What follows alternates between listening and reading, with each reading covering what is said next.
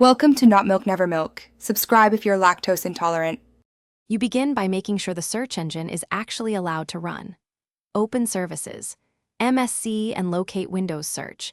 If it is stopped, start it and set the startup type to automatic so it survives restarts. Once done, open Control Panel, right arrow indexing options to confirm index locations and current status.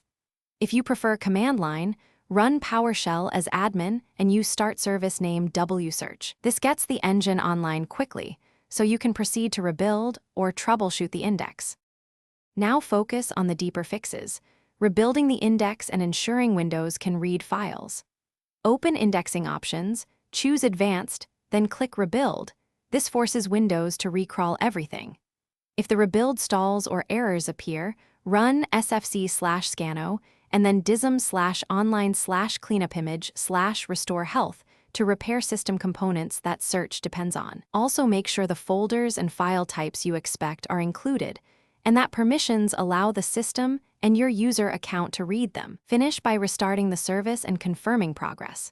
Restart Windows Search or reboot the PC, then watch indexing options. The indexed items count should increase and errors should clear.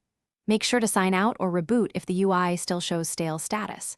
If indexing remains off, perform a search reset. Use a tested PowerShell reset script or re-register search components. This often fixes corrupt settings. Troubleshooting tip: run the reset and then rebuild. If that fails, check Event Viewer for search-related errors to guide the next step. Thanks for watching. If this was helpful, leave a like and consider subscribing. See you next time.